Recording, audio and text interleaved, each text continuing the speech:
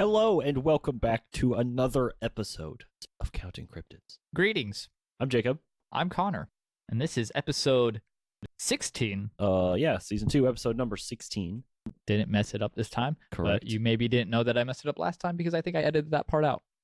Per usual. So today we're talking about insectoids, insectoid aliens, extraterrestrials. That look like insects. Speaking of insects, the way that you worded it, how about that Instagram poll? All right, we just posted on Instagram. Would you put this painting in your house? Doesn't yes translate super well to an audio format, but it is a painting. What are we looking at in this here painting, Connor? Let me just grab it to you. Is there a name of the painting? Oh, you know what? Let me look that up. I present the alien painting. I don't have it on David. It's not on his site right now. So it's not like listed under its name. No, I'm not seeing like a. Well, it is a reoccurring name. A picture drawn by David Huggins. Is that his name? Huggins, yes. What are we looking at here? All right, so we've got this gray alien with dark black eyes, dark hair, which we'll get into later. Grays don't usually have hair, but also like wearing this is like kind of like a dress, like a long sleeved dress that's blue, and she is sitting on top of. Why do I have to describe this part? sitting on top of. It's supposed to be David Huggins. In the nude. In the nude, no clothes. This picture is pretty. She is straddling him. It's not like it's. You could probably get away with looking at that one at work. Yeah, thankfully I don't do this. I'm definitely not going to look it up on my computer. Any links to any of the photos that he has drawn will be posted by Connor if any get posted. Otherwise, you can look them up on your own. Check him out. I got links. Incognito browsers. This is not safe for work content. Some weird shit coming up. Do not sue us if you get fired. It's not our fault you went to the porn site. So it's not porn, it's art. You could argue that some of it's a little bit okay. Full breasts. No, some of it is a little worse than that still. I don't think you would get away with being like, it's art, and they'd be like, there's that one of them like getting beat off, jacking off into literally, a bowl. yes. All right. Even if you said it was art, like you bring that, no, that's Exhibit A, and it's that photo, they're gonna be like, nope, you're fired, bro, you're fired. Okay, so make sure you're following us on Instagram so you can get in on those polls that we post at the beginning, and we'll check back in on that shortly here at the end of the episode. And we haven't brought this up in a while, and so if you don't make it to the end of the episode, we do like 1v1 polls. Oh yeah, so it's like a thing. Check our social media pages for those as well. Okay, so yes, into insectoids, again, alleged extraterrestrial beings that bear a striking resemblance to Earth insects or sometimes arachnids. Praying mantis is really the most popular one that I have seen from my research. Yeah, I saw some suggestions of other types, but no evidence or stories alluding to that kind of being. I was kind of picturing like the cockroach dude from the Men in Black films. Mm-hmm. Okay. Somebody said a cicada, and that just freaked me out. Oh god, that's awful. Also, I had no idea there's a new Men in Black movie that just came out. Had no idea that was the thing. It's like out now, like on DVD, and I'm just now hearing of it. I live under a rock. Correct. If it's not in a meme, I'm not sure what you're doing. I guess they the mantis specifically would be like any array of colors pretty much, but dark brown is the most popular. I also saw green and black, or like a brown green, kind of like what you would picture a green a praying mantis. There's different kinds. There's some that are like gray. I don't know about black ones, but they're probably really like pretty dark ones and shit. Yeah. So usually described as being quite tall. I saw 6 to 7 feet. One place I saw 9 feet. I saw another one where it was described as being 3 feet. But even if that was just a mantis, like that's a fucking tall ass mantis, dude. That's terrifying. The size of your dog, dude, I would shit myself. 100%. I would say generally speaking, most of them are like 6 to 7. Like that was kind of what I saw as human, well. Yeah. Like normal human height, average human height. Definitely on the tall side. Occasionally described as having oily skin, and some are reported wearing like a robe / cloak / cape of various colors. Saw suggestions that the robes were maybe used to signify some sort of rank. Is this in Rick and Morty? I didn't look to ever see if there was like insectoids in Rick and Morty, or if I would be able to You can find that kind of thing on the internet. I don't know. But it just sounds like the robes thing sound like something like I would see in Rick and Morty, like the high order of mantis aliens. Yes. I think a lot of times they actually have hands though too. It's not like they're actually straight up a praying mantis. Sometimes maybe they are. I don't know about his drawings, but I think a lot of the depictions that I saw from other people, like they had hands, but the head shape was like mantis, and it's very like that stick-like body, and it's like I think the forearms were like really long too. Yeah, definitely. That's fingers. It's hands on those guys. So their presence is not as prominent as some of the other species that we have discussed in this stint of not cryptid stuff, like the Greys, Pleiadians, and Reptilians, but they are also mentioned in a number of abduction cases. Some experiencers state that the mantids can also shapeshift, and they possess advanced technology that creates a field around their bodies that make them appear human. So not only are the reptilians disguising themselves as humans, insectoids are like. All right, so I have this in my notes to remember to bring up, but like if like every extraterrestrial species can shapeshift, is it possible that they're all just the same fucking thing? Yeah, how do you know what they? I've always thought that. Okay, Futurama, the shape-shifting one that marries Leela. You remember that episode? Folks at home, if you remember that episode, follow along, I guess. But I've always like, what is his original shape, or does he have one? Like, maybe I grew up knowing Ditto as like a transforming thing, and it's just a blob. Like that makes sense to me. Yeah. But this one was like a little cockroach guy. Yeah, I don't know. Insectoid. I don't know. But I've always thought like, why is that their original form, or how do you know what their original form is? Do they have an original form? I feel like you have to have an original form. I guess there has to be a starting point. I mean, maybe they're in a like higher dimension, bro. But then when it came into the other dimension, there would have be whatever it originally manifested as. Therefore, there is. It's more like a spirit. It doesn't have a form. But if it takes on one at some point, then at that point when it has taken it on, that is its original form, because that is the first form that it took. Yes? What's my original form, bro? I don't know, a fucking baby? What's my conscious's original form? All right, so moving on. Like most extraterrestrials, they communicate with humans telepathically, but have been witnessed communicating with one another in their own language, described as a series of clicking sounds. Well, we do hopefully have actually audio of a replicated one from an audio engineer who we will talk more about later. But, okay. I'm intrigued. I hadn't seen this.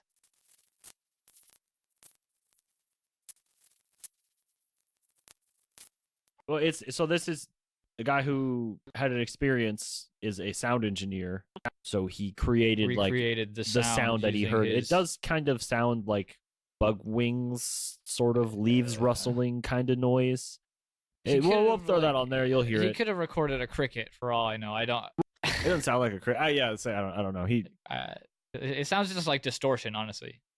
Anyway, I mean, that's probably whatever he used. It's just like this is supposed to be like a recreation of the sound. It doesn't matter what he used. It's just like this is what it sounded like. Okay, interesting sound. So I have a quote here from Dr. Richard Boylan. I'll have a link to his website in the description. These beings have long, narrow faces with long, narrow, large eyes, sharply slanted upward towards and outward in almost a narrow V position, giving an almost insect-like appearance. This comparison is heightened by the praying mantis types. Extremely thin, long torsos, long, extremely thin arms, which are usually crooked into a sharp bend at the mid-joint, with the hand and fingers sloping almost vertically downward from the wrist, and legs also bent at almost a right angle at the mid-joint, creating a crouched pose. The overall effect of the characteristic praying mantis look, okay, I don't understand the point of that sentence. It should be noted that experiencers feel that this type is no insect, but rather an intelligent, gentle-spirited, and jerky-moving human-like life form. There are both males and females. We'll have a link to his website again in the description. That was Dr. Richard Boylan. Doctor Boylan. What, though? Any idea? I did not research his anthropology. Credentials. I did go to his website, but I didn't I guess maybe I can look at his website real quick and see if it says. All right, Richard Boylan, PhD, MSED, MSWBA, is a behavioral and social scientist. I don't know. He has a lot of abbreviated things after his name. Yes, I don't he have does. any. He has 5 things after his name. Forget money. I need. No, I'd take the money. Yeah. You take the money just to say Jacob forever. When this podcast goes, I'm giving myself like an abbreviation at the end of my or beginning. PhD. I was gonna go to CC. Oh, like my fucking Discord name. Yeah, CC Connor.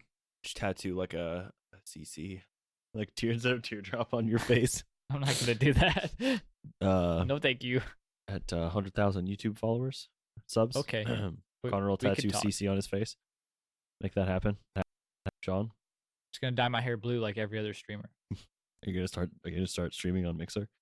Yes, because money. All right. Oh, on Wikipedia it said something about the Mothman being like the first like one. insectoid alien, but like I thought about that, and it's interesting. Any chance to mention the Mothman, like I'll take it. So for sure, but I never thought of him as like an insect type being. No, again he's more like weird. It's more like Batman, but Batman It's was not already a thing. So you figuratively a can't- moth. Not It's like not actually like a moth. right. I mean, as far as I think know, my AKA for the episode description on that one was not really a moth, man. I think you're right. I think I remember that. I was pleased with So myself. up yours. Well, yeah, let's get the David Huggins. Well, let's get a little bit of background information on your David Huggins here. All right, so it all starts at a farm in rural Georgia. I believe in like 1951, 1950 era, when he was 8 years old. Some shit started to get real, like real weird. Not real, probably. You know this story. You didn't. I don't think you did notes on them or looked into it just before this, but I mean, you're familiar with the story because of Unbelievable a good Podcast. podcast. Yes. Did an episode on David Huggins. Did 3 podcasts. All will be linked in the description because we're all about promoting better podcasts. Your podcast better than our own, yes. So yeah.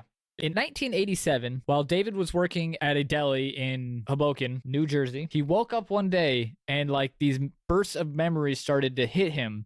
And it was the memories of what I'm about to tell you. This is his story. So, take this with how much salt you want, I guess. All of the salt? All of the salt. Apparently, he's like 75 now. I don't think he's dead. So he claims that alien beings of different races began visiting him starting one day in 1951 at the age of 8. And these beings would continue to like allegedly visit him his whole life. He like claimed like on a radio show called This Morning that he had been contacted a few months earlier. And this was in like 2018. He had an interview with them. So apparently it's still happening. They ask him to get a fucking picture of him. It's like, well, if I like have a phone on me, like he's an old guy, like, but still, Convenient excuse. it is very convenient.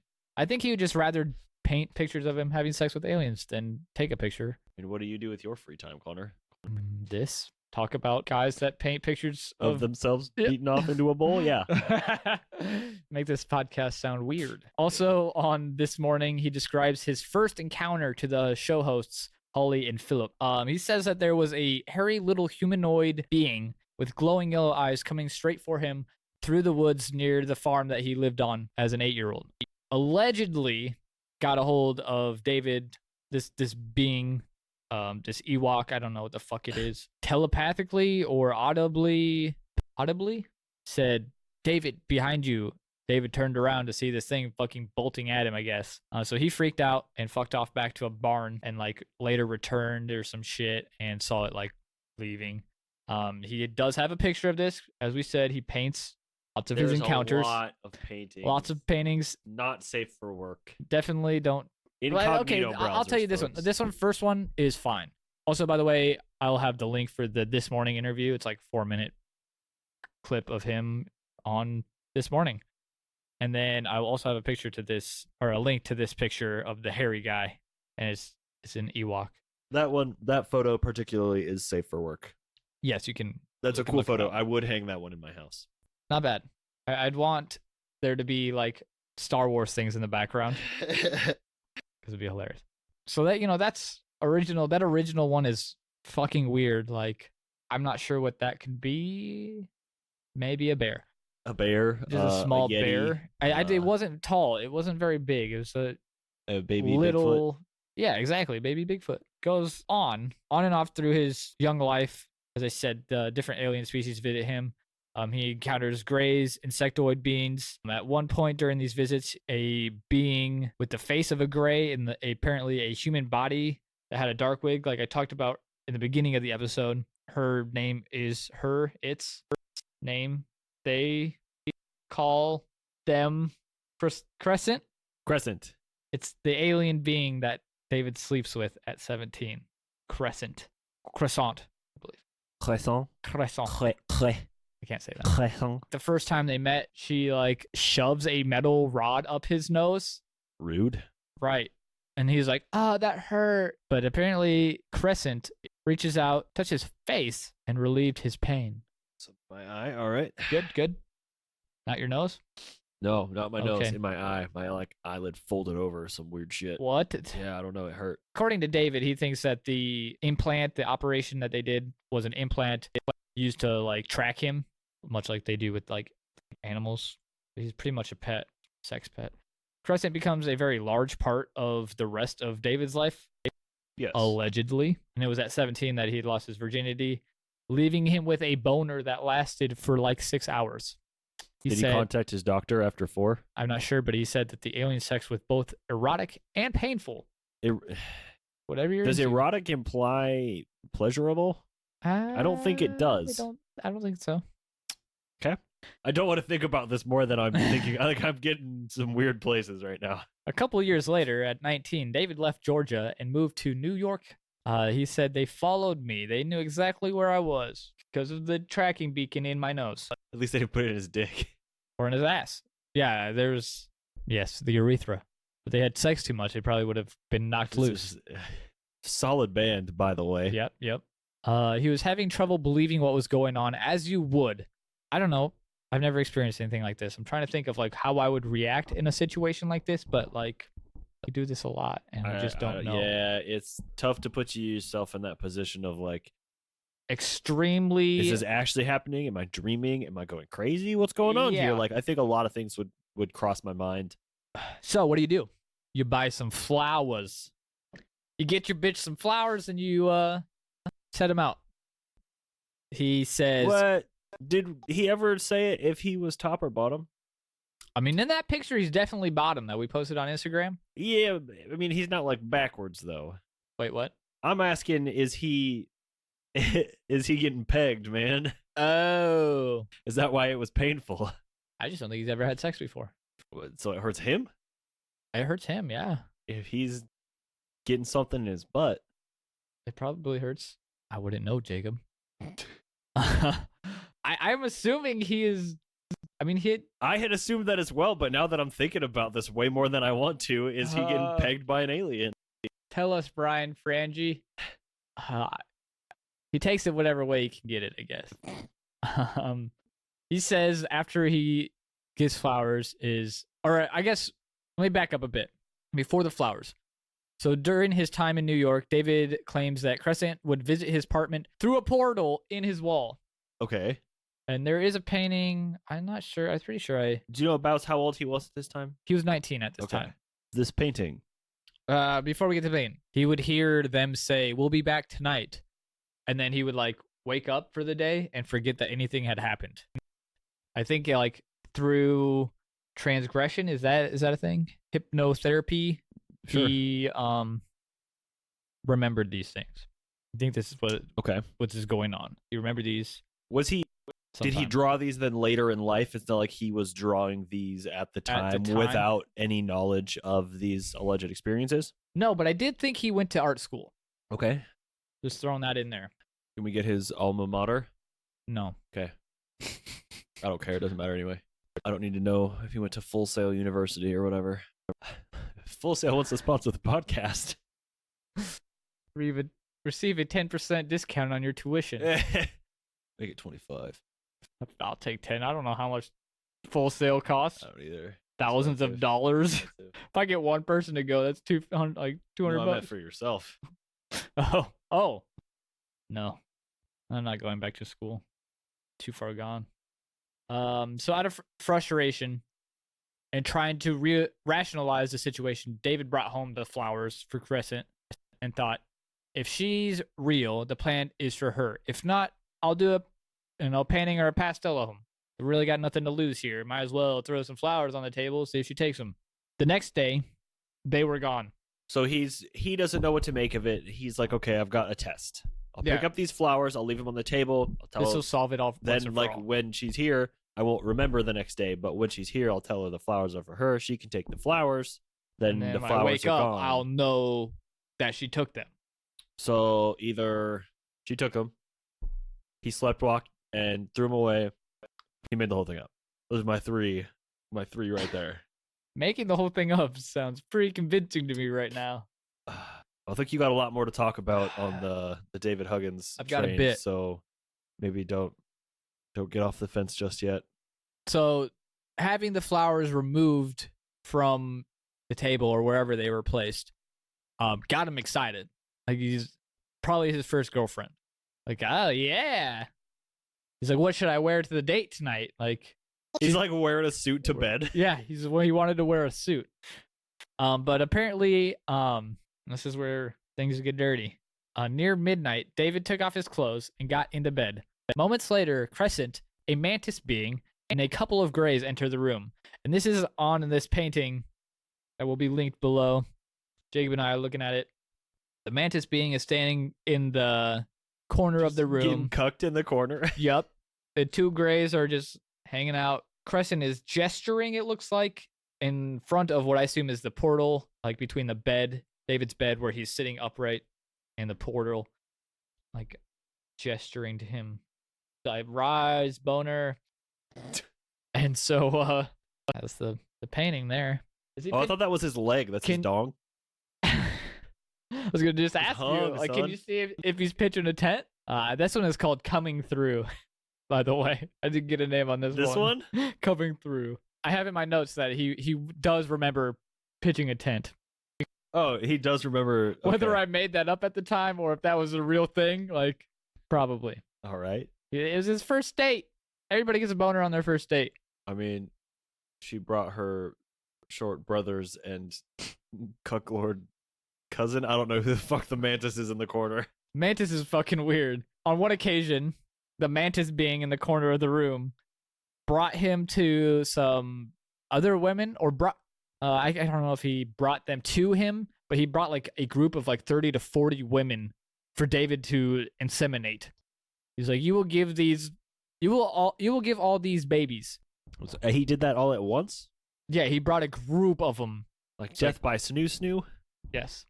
And so apparently David is flipping out. He said, there's no way I can make out with 30 to 40 women. So I think that's maybe what he thinks he's been doing the whole time, making out. He doesn't even have his terminology correct. He might have been homeschooled. No offense to all of you homeschooled folks out there. He says, there's just no way. I was very frightened by that. The overseer, which is the mantis being, allegedly, just laughed and then led David into a room where he was expected to ejaculate into a bowl as one of the mantis beings watched.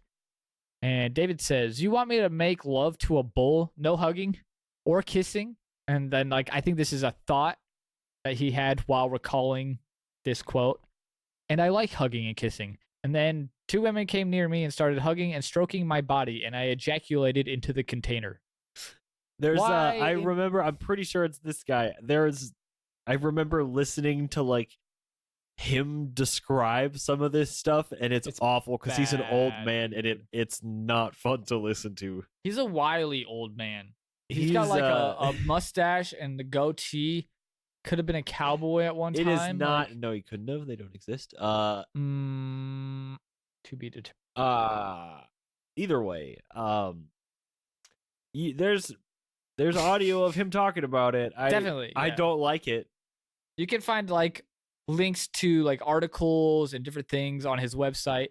This is where he has the video. He has a documentary, he made a porno. He made a docu-porno about his situation. Love and Saucers? Love and Saucers. So loveandsaucers.com is where you're going to find all his stuff. Not a paid sponsor, but definitely could be. David. We just bashed you for the last half hour. That's Be what a we do. sponsor of our Well, podcast. we do. It's fine. We can roast him. He has like a page where he has like links for articles that he's like featured in or like had interviews with. I want to be on that page. That's all I want. Is the Unbelievable podcast on that page? You know, I don't think so. Probably not going to happen then. I want to though. A lot more people listen to that show than this one. Fucking fair. Anyways, $5 on your favorite streaming device to watch. How 11 long saucers. is it? Do you know? I think it's like an hour and 40 minutes. If it was shorter, I would pay for it and pull it up. I mean, that's really all I want to say. There is more to the story. There is tons of paintings. Just search David Huggins art and you'll find. Or maybe don't. Yeah, not if you're at work. Like, you definitely can. What do you think about him? Is he married to like a real life woman? I think he's married. And he's like come out as like all of this happened, and his she's wife just chill with he's it? like cheating on her with an alien. I'm gonna go try and convince my wife that I'm cheating on her with an alien. But it's fine because Start a she's an YouTube series alien. though. You're right. Definitely need to document this. First video is just a shaky ass camera of me like walking through Getting the a house. crystal in your ass? What? You can find us on Chatterbait. I feel like that's the second time you've brought that up. Also not a sponsor. Probably could be. Probably could be. What if we stream the show on Chatterbait? That would be terrible. People would expect us to get naked. I like the publicity stunt of it though, man. Like, It's pretty funny. It would be hilarious. If any other podcast did it, I would die. it's pretty funny. I don't hate it. I might look into it. All right. Just make sure I get that PayPal link set up. What do you think of David Huggins? I think Oh, he's yeah. kind of a sham, or Is he really somebody. plugging anything other than the $5 documentary that is, I mean, when did that His come out? art, he sells his art, He sells prints of his art actively? 100%. Brandon Frangie got one for the podcast. Boy, give away. I would, if anybody wants to commission a David Huggins art piece or buy one of them for the studio, we'll set up a PO box. I have empty walls. Just hang it from the ceiling. Don't care. I would hang The that. bull photo? I would hang that above my hallway, so it's the What's first do you, thing do you know see the when you name walk of the in my bull house. photo? The bull photo. You hang that up so it's the first thing you see when somebody walks in your house. You're Yeah, I gonna wanna- convince your wife that that's going to be. I thing. want to What are you gonna say freak- when your in-laws come over? You want to freak out the pizza delivery guy? I don't give a shit about the pizza delivery guy, dude. I don't give a crap about anybody. I'll put an alien fucking a dude. I mean, I gotta Alright, say, anyway, he's got quite the imagination. the art's. I mean, it's much better than anything I could draw. It's really Paint, not terrible. Create. He did like he gives some nice texture in the blankets here. Like, really gives me the feeling of that it's a blanket. You can tell what everything is. Guess that's the fucking point.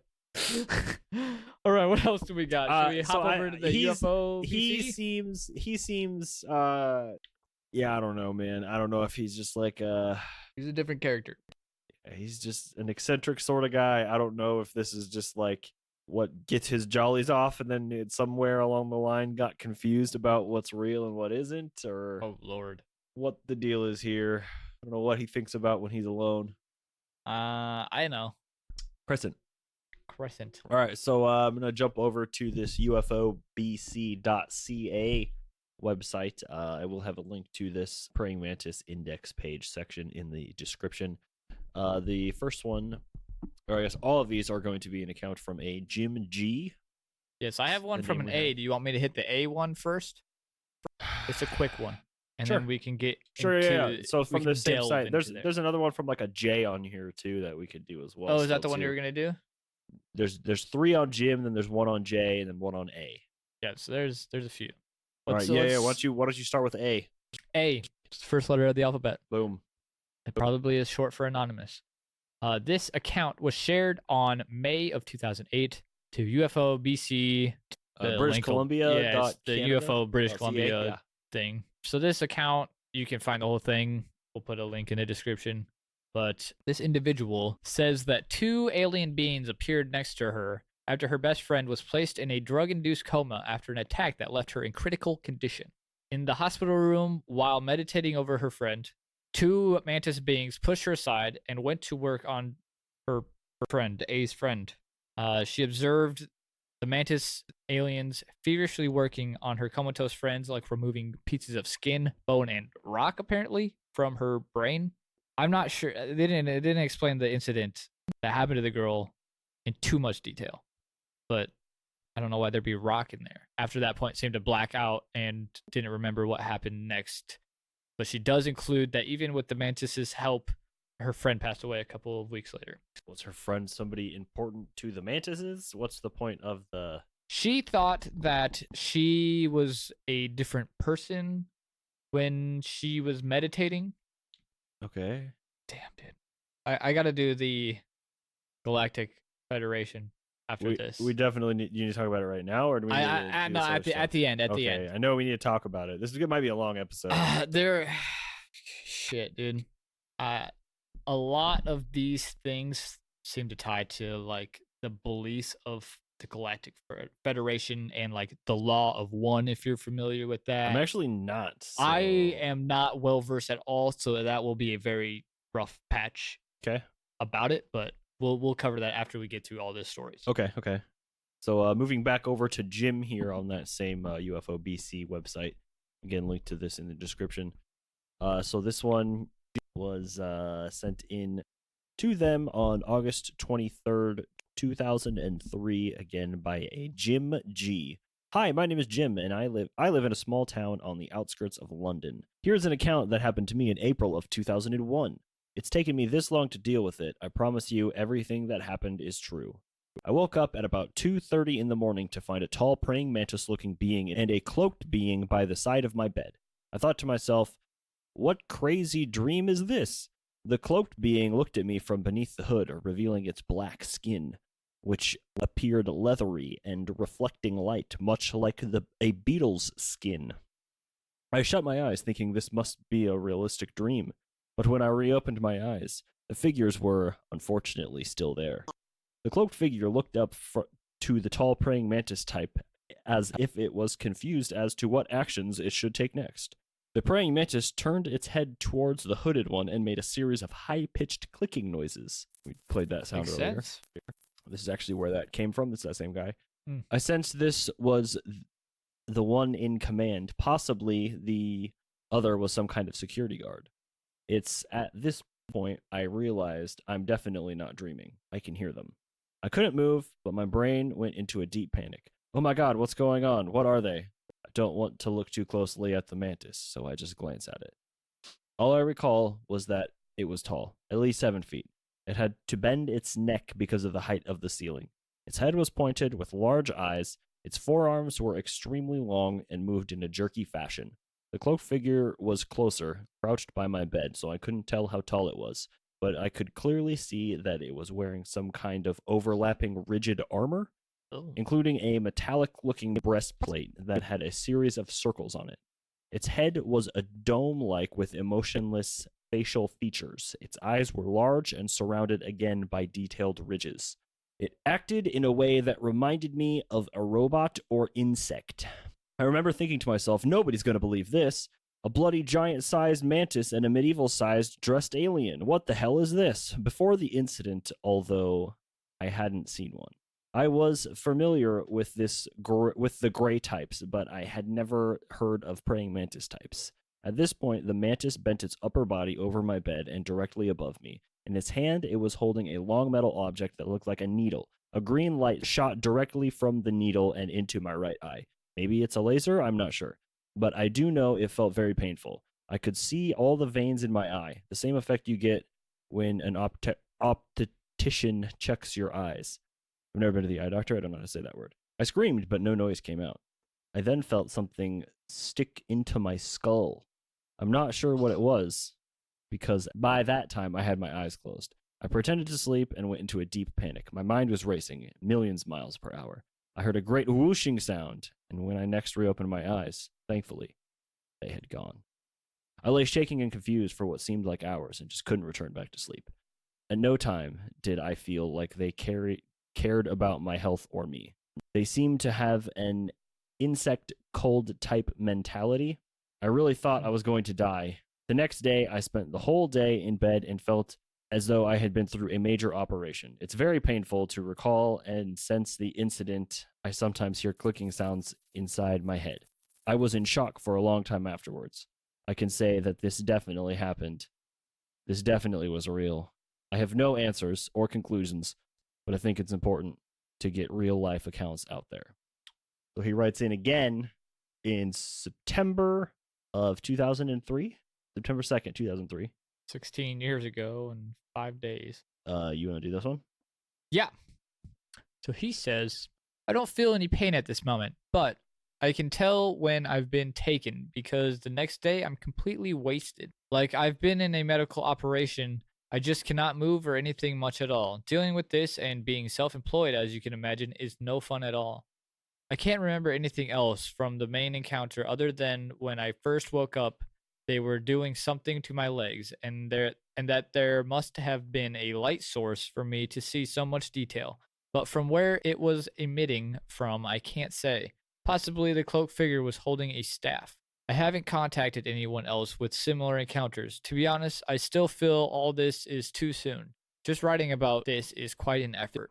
Although I do have some very good friends whom I've told and they were initially skeptical, but now they do believe me, knowing me not to be a liar or fantasist. A hard word. I still feel very much alone and isolated. In my job, you have to be quite confident and outgoing. It's getting tougher and tougher hiding the trauma and maintaining a got it together appearance to the outside world. How are you? Not bad, not bad. Oh, by the way, I'm getting abducted by aliens that look like giant praying mantis. The day after the incident in 2001, I did do a word search on mantis type aliens and got nothing. So at first, although I knew it did happen, I really just put it down to a very realistic dream and denied it to myself. Until 6 months ago, while surfing the net, I accidentally came across a drawing of a praying mantis alien holding up a needle device. It was exactly what I had seen. I had a panic attack just looking at it. I just couldn't get it out of my head, literally and figuratively. The artist was Jay Westwood. It can be seen at alienalley.com. I was unable to get to that website, but let me double check because I probably did it wrong. See if it's still up. Yeah, it's still there. It's an art gallery though, so it's not like photos. You can go look if you want. There's some photos in this as well on the link in the description. He also mentions a drawn picture of what the cloaked figure looked like, and he calls it Dark Entity, or yes. the painting is called Dark Entity. I'm not sure. Back to his story here. After a little research, I realized that these were well-defined aliens within ufology. If other people were seeing what I'd seen, then either it's a coincidence or it's really happening. You know, I've had nightmares before, but not in my bedroom, and I've never felt any lasting trauma from a nightmare. You haven't really nightmared, bro. Pretty sure I had a nightmare that I was falling out of a car. Still haunts me to this day. I came across a website that made it easy to report your experiences. Probably ufobc.ca. Probably not. It even had a report form with a scroll bar to choose the different types of aliens, including praying mantis type. So I finally decided to write what I had seen and send it around. Why do I think they chose me? Well, I've had many of what a lot of people would describe as strange experiences while I was a kid. Seeing UFOs, the walls talking to me every birthday. Yikes, bro. But I think a lot of kids have these things happen, ? Nobody has this happen, dude. I've never had the walls talk to me on my birthday. Every other day they do, but never on my birthday. 364 days a year. They're fucking No, they ignore me on Christmas too. Oh, that's so nice. I prefer to concentrate on the things that I can say really happened. I was 18 years old, and in the summer of 92, while working in London, I sneezed and a metal ball fell out of my left nostril. I told my friends, wow, London's so polluted. I must have breathed in some lead because a metal ball fell out of my nose. I now suspect it was possibly an implant.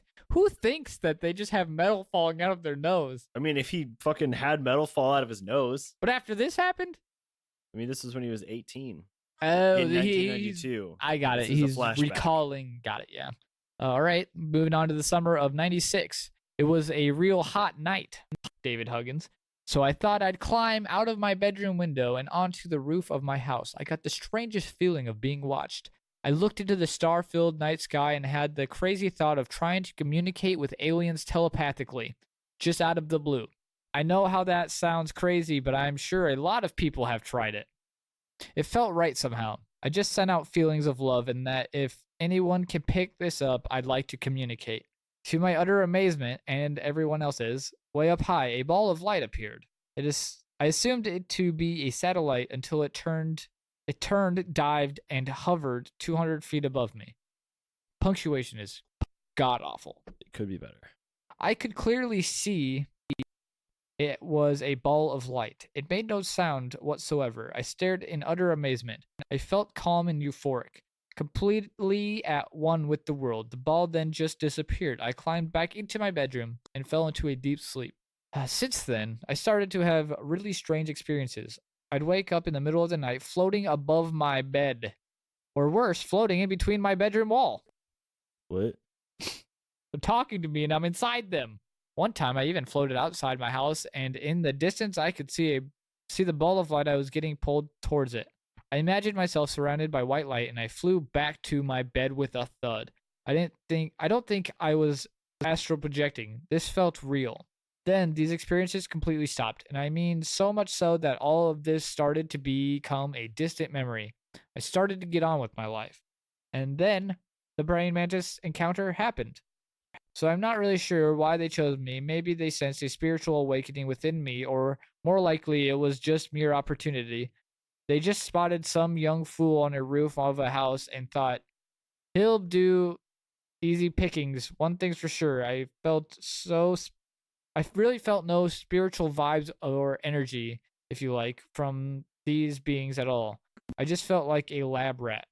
He did also write back on September 12th of 2003 that he is a sound engineer by profession, so he has replicated the clicking sounds. We played that earlier. He said he sometimes hears those inside his head. You get the full effect on a pair of headphones that play quite loud. I only heard this at night and never experienced the clicks before. The mantis abduction. There's more. There is more. So, writes back. This is posted in May 16th of 2004. I'm not going to read the parts that UFO BC wrote to him, but he writes back that I'd love to keep you informed and up to date what's been happening to me recently, including what I class as a major incident that happened on January the 16th, 2004, involving another class of entity/alien. At first, I really only wanted to mention what happened on the 16th, but as I started to write it, I felt it was important to mention everything that previously happened. I'm so busy in my life, I try my best to ignore these incidents and carry on. I don't know what's going on, but can assure you these aren't dreams. Something real is happening to me, and I want this information out in the public domain. Typical scenario, this happens about twice a week, but can stop completely for, say, a month, if I'm lucky. A typical scenario would start with me lying in bed, and just as I'm about to fall asleep, I'd hear a high-pitched clicking sound inside my head. Within a few minutes, I'd hear that same sound again, but this time, it would be inside my bedroom. It's like it was a warning to someone that I'll soon be asleep, because as soon as I hear it, I know that within the next 10 minutes, I'll be completely knocked out.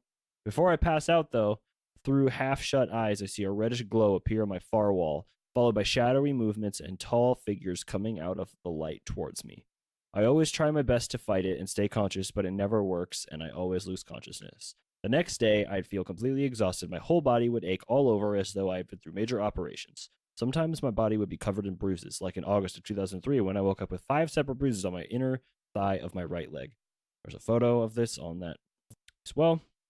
The bruises made up a widespread imprinting in the shape of a huge hand.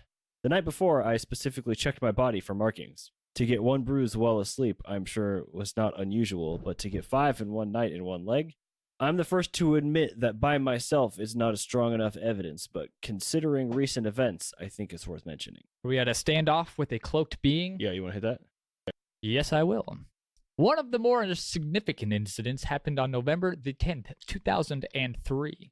For the sake of my own sanity, more than anything, I was convinced that I could get some solid evidence. The plan was simple. Grab something off one of the beings while I'm sleeping. On the 10th at home, about 3 a.m. in the morning, I was lying in my bed, half asleep, when I heard a noise in my bedroom. It like I think the word "was" is missing. it was like someone was stealthily walking across my bedroom carpet. I pretended to be asleep and waited. A few seconds later, I heard the noise again. This time, there was no mistaking it. There was definitely something walking towards me. I waited a little longer, then jumped out of my bed. Everything went into slow motion. As my quilt went flying across the room before I even landed, something squealed. In surprise, I can only describe it as like a high-pitched electronic pig squeal. Is this the noise he's referring to? Maybe? Oh my god, did he recreate the high squeal, or was it just the clicking pig again? Squeal. I don't know. Maybe my speaker was freaking the cat out. Was a high-pitched electronic that makes pig sense. squeal. Okay. The something ran away from me at a high speed, knocking into some small storage boxes on the floor. This was no dream. Something solid was moving in my room. I landed on my feet and put my arms up in a fighting position, about to throw fisticuffs. But it was so dark, my eyes could barely adjust to the darkness, even though his eyes were closed. Same. I could just make out a humanoid figure wearing a dark bluish cloak running towards some typos on here. The back of the corridor part of my bedroom. Like with the first incident, my thoughts went into overdrive. What it should say. I'm too good at reading. I think that's the problem. Exactly. Most people just go right through that and say what they think it says, not Instead actually of what that it says went into overdrive. I couldn't believe what was happening. One part of me thought about the plan of grabbing it, but I immediately thought to myself, I'm not touching it. I really didn't expect to see anything, even though I had convinced myself that there was somebody walking towards me. Besides, even if I did grab something off of it, what would I do? Run outside into the street screaming? I mean, how far would I get before the aliens would stop me anyway? Part of me didn't take in what was happening, while the other part of my brain was assessing the situation. I kept my eyes firmly on the cloaked being, which was in a hunched position, staring back at me from the far side of the corridor. You live in a castle? Can we stop saying corridor? He's from London. Oh, okay. That makes sense. Never mind. Keep saying corridor. It was between 4 to 5 foot tall and wearing a dark hooded robe, which looked as if I find it odd he describes things in energy. feet. If he is from the UK, first of all. Sus. That's okay. sus right Sorry, there. right back to where you were. 4 or 5 feet tall, wearing a dark hooded robe, which looked as if it was covered in a purplish bluish energy, liquid in appearance. Weird. Correct. Bizarrely, because that last sentence wasn't bizarre, and I've had no explanation for it, on the outside I was totally calm, even though I was essentially in a Mexican standoff with a hooded alien. Cute tumbleweed. It was smaller than me, and it just didn't feel right to jump on it and pound its head in. It's been kidnapping and assaulting me against my will. I've been it put a needle through my skull. It stabbed me in the face. But I didn't want to jump on it and bait it. I was bigger than it. Because this is London. I'm sophisticated. I can't fight anyone unless they attack me first, and I was in a good position if it did decide to attack me. So I relaxed as much as I could and changed my hands from clenched fists to open palms. You're gonna get slapped. I said as calmly as possible, I'm not going to fight you. I waited for a response. No reply. I then asked, what are you? Again, no reply. Its hooded head was pointing in my direction. I could barely just make out 2 reddish eyes. My own eyes were still trying to adjust to the night, but there was no doubt it was there. The being then got up, ignored me, turned and walked into and through the wall. As it disappeared from sight, it looked up at me from beneath its hood. I could clearly see 2 reddish blackish eyes stare at me. It freaks me out just thinking about it. I will never forget them. They were unblinking, metallic, and completely emotionless. It was then that the shock hit me. I sat down on my bed, thinking about the strangeness of it all. What could I do? You failed to take any part of this being's thing, so... You just completely abandoned your plan? You blew it! I didn't go back to sleep, but I stayed up all night constantly questioning what had just occurred. I took the next day off sick. I felt drained. I can't say for sure, but I think it was the cloaked being that I saw with the praying mantis alien that I reported in my first incident, but I'm not sure.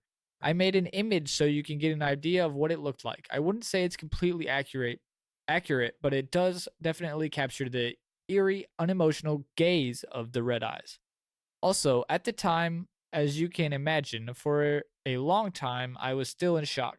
It hits you hard. It took me a long time to report the first mantis incident and come to terms with it. Looking back on it, this seemed to be the catalyst for the increased alien activities that happened afterward. After this incident, for several weeks I slept with a side lamp on, but ended up not being able to sleep, so I now just use a small light by the side of my bed. My son doesn't even sleep with a nightlight. Bruh. So on December the 18th, I was staying at my brother's house. I mean, not me, but I'm continuing his You could, thing though. here. Yeah, I mean, I could. He'll probably be here that on the 18th. So on December the 18th, I was staying at my brother's house. He lives a few miles away. I slept in the spare bedroom, which is adjacent to the neighbor's side. The walls are really thin, so thin that you can hear the individual words the neighbors in the neighbor's conversation. I was so tired, I fell asleep around 12:30 p.m. Was this the guy that could hear the walls talk? Yeah. The walls talked to him, yeah. Maybe it wasn't the neighbors. Without any warning, I found myself wide awake and completely unable to move. The clicking sound was continuously screeching in my head. I screamed out, "Ah! What the hell is going on?" And please include every swear word you know. It says that in here. I mean, fuck, shit, piss, ass, I don't know. No sound came out of my mouth. With every muscle I could muster, I pushed myself up on my side and turned my head to the bottom of the bed. Standing before me was a tall mantis-like being, the same mantis being I had seen before. This wasn't like the short cloaked being I saw before. The terror I felt upon seeing this sight was completely overwhelming. The only way I can describe it is it feels like waves of fear washing over you. I'm having trouble writing this, just recounting it is tough. It was wearing a long, dark robe. It was about 7 feet plus tall and vaguely humanoid-ish. The body was extremely bony and skinny with a long, black, snake-like neck. Its head was grayish, blackish, and triangular in shape, reminding me of a skull. The eyes were bulbous, black, and rounded with a liquid-like appearance. In fact, it seemed to me everything on the mantis was liquidy looking, like oil shimmering in the sun. Awkward. That's weird. The arms were extremely long, with multiple joints extending out of a messiah pose. And apparently he knows yoga too. I don't. The forearms were bent forward longer than the rest of the arm. This really is a living nightmare. Is this not what he saw? Yeah, that Kaminoan sure from Star Wars. This picture looks very that doesn't close. look dissimilar. That does have a mantis-like appearance. They're often robed or appear to like have robe type Interesting. suits. They do have like those long forearms and kind of gangly fingers too. Mm-hmm. Interesting. Good Star Wars pull. Thinking about it. It's the head and arms that give the appearance of a praying mantis, and unlike the first time I met this alien, I got a really good look at it, which gave me enough detail to make an image. Link in the description to all of this again, and it does look very similar to badass drawing. That right there. Look at right there. The thing that you just pulled up, it's got like the lines on its neck and everything too. Yeah. The eyes are bigger on his drawing than that, but this is very a good comparison, Connor. I think I would be less afraid of the Kaminoans than if it was more insect-like. Its hands kind of look praying like the praying mantis-y in this image. Yeah, for sure. So as soon as it noticed me, the mantis was, with extreme speed, extended a huge bony leg from beneath its robe and ran directly into and through the wall. I couldn't believe what I was seeing, but its feet made a clunking sound as it ran across the floor, confirming this was a solid object moving through the room. As it ran through, I could see a strange red glow where its body had come in contact with the wall. It ran through the wall, and he just said running across the floor means it was a solid object. I'm not sure what you're... He heard it on the floor. He could physically hear it, but then it ran through. So, like, it ran through the wall. He was like, whoa, but I heard it. So, like, it was a thing. And also, he's like, I was astonished. This has happened to you 8 times now. Fucking get over it. I wasn't expecting this. Holy shit. Really, this is their MO. Like, they do it every single time. You saw us through the wall. At the same time, a door to a built-in wardrobe on the same wall rattled loudly as if it was hit by some kind of energy field. All of this happened in only a few seconds, maybe even shorter, but I got a damn good look at the thing. At this point, the neighbor from next door shouted, "Oi, what's going on?" Sorry. I don't know where that came from. It was good. I liked it. Okay, good. The way this skeletal alien moved was jerky and fast, like a huge scuttling beetle. I was completely speechless. So many mixed emotions came at once. I was in awe. I was tired, shocked, confused, and scared, but also relieved I wasn't dead. This is how intense these incidents are. I mean, it could have easily killed me. Nobody would ever know, and it's not like as if the police are going to find my body and reach the logical conclusion that, yep, he was killed by an alien. It made me think, how many people, if any, have been killed by aliens? That should have been our fucking. That should have been our Instagram poll this week. This did not feel like a peaceful encounter. I woke up into a nightmare. I checked the time. It was roughly 2:45 a.m. As you can imagine, I stayed up for the rest of the night, unable to go back to sleep. The next day, I tried to ask my brother if he noticed anything strange last night. He said he didn't notice anything. I didn't mention the mantis being. I'm not stupid. Most people, if I told them, wouldn't believe you, or worse, think you're crazy. Are we gonna read more? We can fucking keep going. There's another fucking couple of pages on this one, and then another page. Alrighty. 6-hour more podcast on it. coming in. I don't care if it's 2 hours. I don't care either. But we are just reading it right off this website. Again, lots of links to this one. Apparently this is But this is his account that he wrote in as well, so it's correct. not like they wrote this. On January 16th of 2004, things were quiet. Although I'm convinced things have happened while I've been asleep, this is the one I originally wanted to report. In the middle of the night, I suddenly found myself wide awake. A loud buzzing sound filled my ears. I was curled up on my bed in fetal position, facing the closest wall. I felt a force push on my back, on the back of my head. I wouldn't say it hurt exactly, but it was extremely uncomfortable. Force choked. I wish I could do that. Again, I heard the loud clicking sound, which he links back to the sound we listened to earlier. Maybe I'll just include that every time we say clicking sound. The loud clicking sound. It's not bad, actually. Sounds like scuttling. I don't know. This time, it panned from my right ear to my left.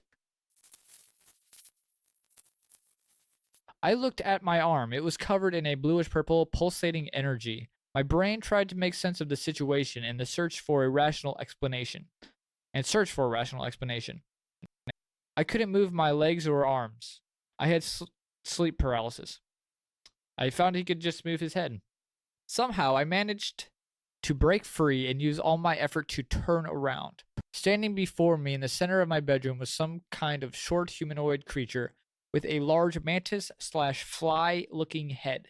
A beam of energy was coming from the alien to me. Thousands of thoughts entered my head at the same time. That's not supposed to be there. What is that? Why don't I feel scared? Can I fight it? I can't move. This isn't a dream. I felt I had known this being all of my life. I also felt that I'd been manipulating into feeling this. I then heard a slow, deep voice, almost overriding all my other thoughts. It seemed to be communicating telepathically. It said, in quotes, in an abrupt manner, "Now do you understand?" Yes, I found myself answering, but I have no idea why I said it because I didn't understand. I didn't understand any of this. Good, it replied. I turned my head back towards the wall and shut my eyes. The buzzing sound stopped and I felt extremely tired. I collapsed and lost consciousness. But I got a good look at this thing. The creature was humanoid and 5 foot 5 inches or 1 meter 40 centimeters tall, coming in with those EU standards. I made a mental note where its head came up on my wardrobe and measured it the next day. Smart guy. Kudos, I wouldn't have thought of that. Also, you're laying down though. You're looking up. That's an interesting note. Well, I think he said he looked down. He was in the fetal position. He looked down at the bottom of the bed. I think. I hate when he fucking throws these lines in there like, my brain tried to make sense of the situation and search for a rational explanation. You don't need to add that. It's definitely like, it was covered in energy. I couldn't move my arms or legs. Like, it's definitely not necessary, but okay. Just wondering what the fuck's happening. Me too, man. Yeah. I'm right there with you. Its head was huge in relation to its body. Its eyes were extremely large, shiny, insect-like, and were supported by big sockets. My first impressions were that it looked like a cross between a praying mantis and a fly. This being did not look like the tall praying mantis beings. I actually looked to see if I could see its arms to see if they were bent like a praying mantis, but the arms were hidden by a dark black cloak. Again, the being appeared to be surrounded by a bluish purplish energy. We just go with blurple for the rest of the Sure, dog. episode? You're inventing a new color. Blurple. In the center of its cloak was a golden badge. I was more preoccupied with getting a description of the alien, but there was definitely a design or symbol on it that I just couldn't make out. He was getting a description of the alien, but he didn't get a description of the jewel that was inside of its chest. I mean, maybe it was too small to see. Possibly. He looked closer at its head, though, Jacob. It had two protrusions between the eyes and a mass of protrusions where its mouth would normally be. Like a Zoidberg? All at the same time, another part of my brain was thinking, what does it eat? A leaf. What evolutionary path did it take? It reminded me of a mustache, giving it a vague comic look, but trust me, the overall look was one of menace. That is why I've included two images, one to show the details, and the darker one so you can get a sense of what it's like to actually wake up and see one of these things. The drawing looks like Zoid. It's like a gray alien with a Zoidberg mouth. Yeah. And then this one just looks like he filled in the rest, like the outline of the drawing with like some cosmic design. Yeah. I was left feeling mixed emotions. I was feeling scared, and again, I was also feeling relieved that they had tried to communicate with me and weren't going to kill me. Did he say that? At one point he kept talking about like how he felt like he was like some of them weren't good experience, like they were not there with positive intentions. He was manipulated into thinking that this was a dream. Like there's all of them are fucking demo. I was also feeling relieved that they had tried to communicate with me and they weren't going to kill me. I felt with the first incident. This was the first time they had tried a communication. I kept thinking, what did they/it mean? Now do I understand? It sounded like a command, not a question. I also felt relieved that at least I knew within myself I wasn't going mad. The next day I woke up like my body had been through hell and back. I'll read this next cloaked being one real quick. Mm-hmm. Just as I'm trying to come to terms with this, on Saturday, the 13th of March, 2004, I woke up to see a cloaked being standing in the centre of my room. It had the same shape as the short fly head mantis thing, but I couldn't say for certain. I heard a popping sound, and the being quickly disappeared. Again, I wouldn't have mentioned before because I didn't get a good look at what it was, but I think the sound could be of importance. So then I guess the next day, the latest incident happened on Sunday, the 14th of March, 2004. This time I woke up to see two of the tall praying mantis type standing in the middle of my room. The perspective I was seeing them was from the opposite position of the bed I had gone to sleep in. They looked as if they were engaged in a conversation, making high-pitched, almost digital clicking sounds. He didn't link to it there at each other. I was too tired to be afraid, so I just concentrated on making a mental description, cross-checking it with the ones I'd seen before. Both were extremely thin and tall, well over 7 feet high. One was slightly taller than the other. Their necks are long, flexible, and tube-like, and don't look strong enough to support their triangular heads. It was as if the head was floating while the neck followed in a smooth but jerky fashion. I feel like this is such a good description of these. Yeah, but that's contradictory. Smooth but jerky? Literally opposite. I would say like... Okay, snake. That's kind of what that's like to me. Okay, I could get undulating sort of. I can get behind that.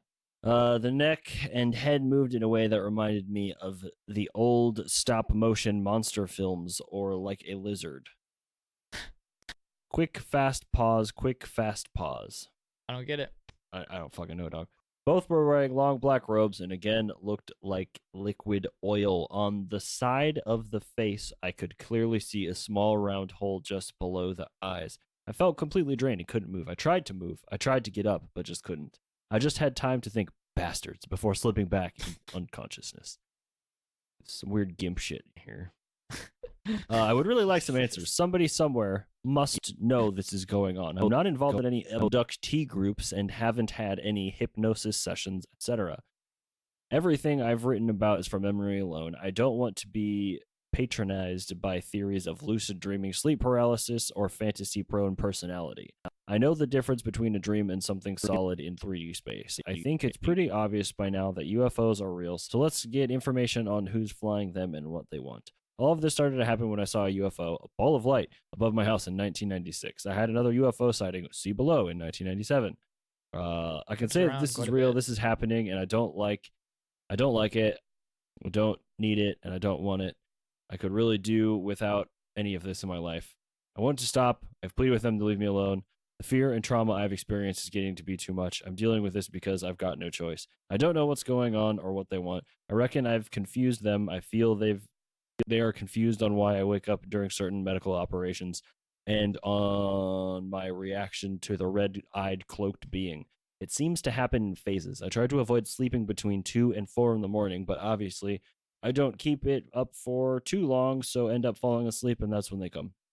I do feel like I've got an implant, and I feel like it's acting as a monitoring device. To what extent, I can't say. I'm not writing this to convince skeptics. I'm doing this for other abductees to show they are not mad, and for UFO/alien investigators to get better insight. The only thing I'm proud about of all of this is my recall. I'm trying to be a good witness. I'm trying to be as good a witness as I can be. I feel frustrated because this should be major news, but I know that if I went public with this, most people wouldn't take it seriously. And to me, this is one of the worst aspects. Knowing this is happening, but knowing that the majority of people won't believe you. Story continues. Sea Praying Mantis account part 3. So read along. Yeah, Jesus Christ. February 20th of 2005. This is an email from Jim. Hi, Martin. I feel like most of this is an email from Jim to Martin, but this one it does specifically denote that it is an email. These not next... like the contact form on the website or something. Yeah, correct. Hi, Martin. Sorry for not responding sooner. So much has happened, and this is following a review, I believe. Yeah, this is a review by Martin Jasek. He writes back response to Jim, kind of asking about things. What is all this shit? This is a review from part 1 and part 2. The stuff that we just read, it's just going over that again in part. Oh, okay. We probably could have just fucking gone to 3 and done the short part, but then we wouldn't have had a 2-hour. Hi, Martin. Sorry for not responding sooner. So much has happened since the last correspondence. I'm not sure where to begin. All I can say is the post-traumatic stress hits you much later. So I just needed time out from thinking about them. There have been many incidents since my last report, which hopefully I'll get to tell you about. I'm in a kind of stalemate situation with them, the aliens, and I've learned a lot. For an advanced race, they make a lot of mistakes, but they're also extremely good at their job. Sounds backwards. Yes. Writing about them takes a hell of a lot of effort. I'm not sure if that's because of my stress or because of their influence over me via the implant. I think a little bit of both. Still can't get over how crazy that sounds. I have taken advice from other people's suggestions concerning controlling my fear, but I haven't tried the more outlandish ones, e.g. implant zapper. I really wouldn't do that, dude. Like an EMP? Bzz, clear. Shock your face. Oh, sick. Thank you for being patient. Talk soon/soonish. Sorry if this email comes across a bit confused, but it's late. And I just felt I should write to you. Take care, Jim. Then over a month later, May 9th, 2005. Hi, Martin. Here's the problem with the write-up. Over time, I've got a lot of information from the aliens, but I believe so much of this is misinformation. Shit. To put it simply, is crap. And I mean total crap. Crap. I'm sure it's designed to discredit me when I write it. I feel stupid knowing people will think this is all ramblings of a madman. To be honest, I reckon the aliens do this often with abductees. For example, the aliens showed me a clip of black and white 50s style sci-fi movies. Yeah, I know. I believe the point of this was to manipulate me. You know, if I write it down, I'd sound like a complete moron who has taken cultural influence to another level of his imagination. But it did happen. Now the question is, do I edit the crap out and put only what I think is true information? The trouble with this strategy is I might miss something important. So I thought the solution might be to write everything down, including my thoughts, questioning the validity, but then the account comes across as convoluted and boring. I know most people don't believe any of this anyway, but I do value my credibility. I wouldn't write anything if I believed nobody would believe it. Tricky, but I'll do my best. Might need your help editing it. Anyway, have a good week. Maybe this is Prairie Mantis account part 3 is where we should have started now that I'm looking at this. Anyway, third report. So submitted by Jim on June 5th, 2005. Starts with, "Hi, Martin. I finished it and God, it was tough to write. I don't know how you want to edit it. You may want to edit out the swear words. I know it's a low form of communication." Excuse me? Low form of communication? High form of communication. Insert dolphin noises here. "But I meant every word of it. But maybe we're better off editing it out to make it more accessible. I'll be interested in your thoughts concerning the accounts. I think once you've read it, you'll understand my predicament. I feel better already. I'll send the artwork and sound files in another email. Kind regards, Jim G." I'm going to skip the introductions by Martin and Jim because these are also long and just move right into the hologram Earth Mantis fly-headed incident. This is the complete account of what happened to me on January 16th, 2004. See part 2. I think after reading it, you'll understand why I didn't submit it before. I believed it to be too out there and it would destroy and limit my credibility, but now I've changed my mind, and I think it is important to get everything in the public domain, no matter how bizarre. It started with me waking up within my dream. Remember, I believed I was dreaming, so I'm going to write it this way. I remember the time frame of my thought process. I still, no matter how futile, want to convince skeptics. I know deep down it's a waste of time without any scientific proof. But that's how I think. I guess I'm still trying to convince my former self, my old skeptical self, before any of this alien strangeness manifested in my life. I woke up. I don't know where I was, but I was standing in front of what looked like a 3D hologram of the Earth. Everything was pitch black apart from this glowing globe. I could only see half of the sphere. The top part of the globe. It was, I know I said that's so fucking weird. It was about a meter wide and very realistic detail. Now we're switching to meters, huh? I could see the major land masses covered with wisps of clouds. It was like looking down from a satellite viewpoint. I couldn't see anything else, like a room or anything, just darkness. Hold up, Google Maps, blown away. From a VR headset. I heard a deep voice from behind me. It was a male voice, and in slow English, it started to explain how this hologram globe worked. All I had to do was touch a continent or a country, and information would appear detailing anything I wanted to know about that place. I didn't feel scared. I felt quite calm, and it was just a little tired, slightly dazed. I put my hands forward and watched it pass through the clouds, as this was incredible. This first country I decided to choose, seeing that it had been in the news so much, was Iraq. All I did was think about it, and the globe turned itself until Iraq was below my finger. As I touched the graphic representation of Iraq, it turned bright red and rose up above the neighboring countries. Immediately, without any warning, multiple images of data appeared. The images were in round boxes of variable size, showing detailed information about the country and the recent war. Now, this is the hard bit to describe, but I could also feel the emotional collective of Iraq and its people, the pain they've inflicted and the pain they've suffered. I don't know how to explain it, but it was like tapping into some kind of energy field. Flow. The voice said, "This is the birthplace of your civilization. Now look at the state of it." I remember thinking, what does it mean? While I was just trying to make sense of it, the globe moved until I was looking at America. I pressed it on the USA, and again it went bright red and raised itself, and I was hit by a wave of figures and information.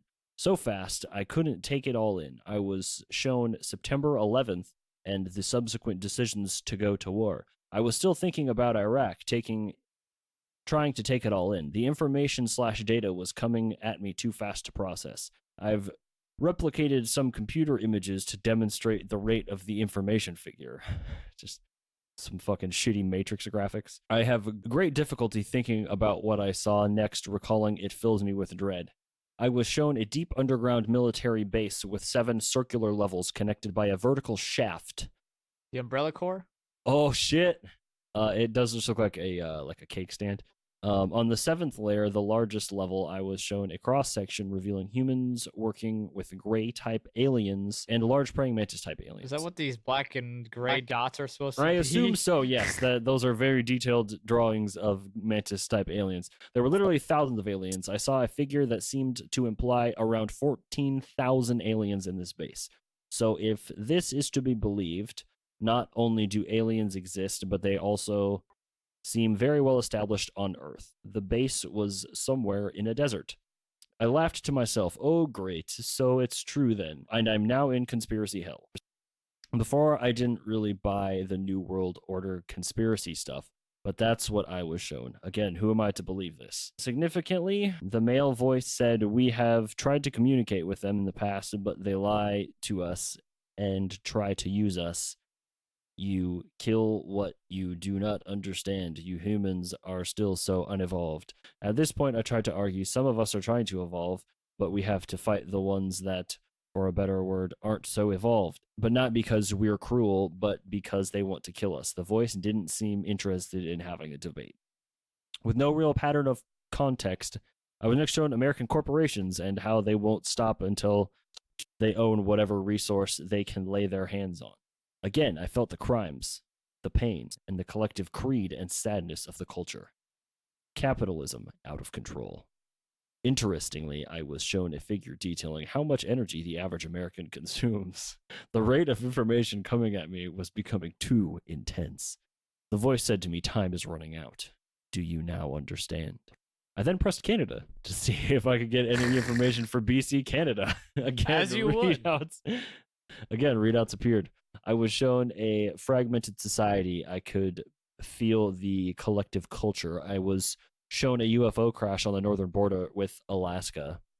Isn't Alaska on the west side? Yeah, it's on the okay. I think it's on the side of British Northeast, Columbia. northeast of the country. I was Canadian listeners, write in. I was shown the Canadian government helping to ship the wreckage and aliens to America. Then they were being taken to the underground base I was shown earlier. I then thought about British Columbia. The voice goes, "Why do you want to reveal us? As you can see humans destroy what they don't understand." And that's when they mentioned your name. One said, "We know all about Martin." I thought to myself, oh shit, it can read my thoughts. This is crazy, but still a dream, right? What the fuck is Martin? Martin's the guy he's been writing to Okay. at BC. Okay. I know this all sounds vague, but the whole dream only lasted 2 or 3 minutes max. I don't think the point of the dream was for me to get information like this. In fact, I know it wasn't. The point was just to show me why I must be quiet. I thought I must try and get as much information as possible. I was amazed. I thought China would be interesting. Again, the hologram turned until I could see China. I quickly pressed on China and was shown the government perceives itself to be, as the voice described, divine. Which I thought was a strange word to use. The voice behind me continued, "They think that is why we are working with them." I was shown how they were waiting for the West to fall on its own accord, and then the Chinese will be the rightful leaders of the world. I was shown that there is going to be conflict with the world and extra food stocks to supply its population. I was shown that they're sitting on huge resources, but they're saving them. I could also feel and see the megadeath potential of the nuclear missiles. I could once again feel or tune in to the frustrations of the people. I felt depressed at this moment and hoped what I was shown was not true. I thought of Europe and pressed Spain. I have a Spanish friend, so I thought any information I could get to cross-related. Plus, I thought Spain would not be an obvious choice. My knowledge about Spain is limited at best. Just by thinking it, the globe hologram moved from China to Spain, but as I went to press Spain, my finger missed, and I accidentally pressed the sea just off the coast of Spain.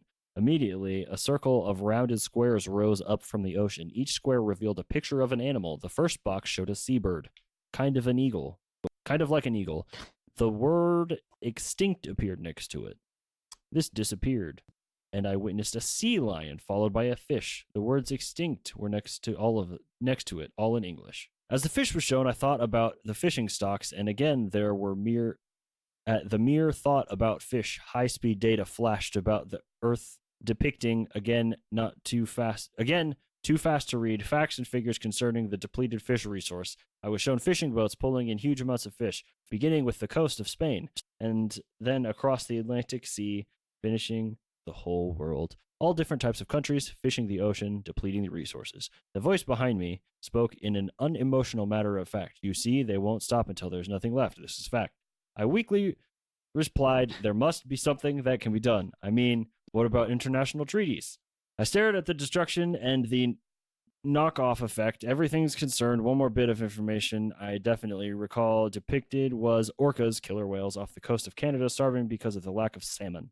Again, this would not be something that I would think of or would be aware of. This was all happening so fast. I decided to go back to Spain. This time, my finger found the target. Straight away, I could feel the collective consciousness of the country. Every living form is energy. I was shown an image of what it looked like in the 16th century Spanish soldiers meeting gray aliens and tall praying mantis-looking aliens. The Spanish soldiers, without warning, pulled out their swords and began hacking the aliens apart. The voice commented on the scene of destruction. You see, you kill what you do not understand. What you fear, you destroy. I was annoyed by the way the voice kept referring to me as the collective for the whole human population. I was then shown images and data which concluded that this incident led to the rise of the Spanish Inquisition. According to the voice, many people were killed who were in contact with these so-called demons.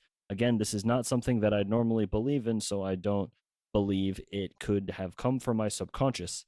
Then again, maybe I'm wrong. Maybe the whole thing was merely a graphic representation of my subconscious view of the planet. The voice commanded. It's time to go. Now do you understand? My last image, I recall, was the globe pulling away from me and me seeing the energy field from the country's populations pushing against each other in a desire to control the planet, even though it will ultimately destroy it. I tell you, we paint a depressing picture from space. All right, we're done there. That's the hologram. I mean, I'm going to skip a big chunk of this. He deals with the hologram some more.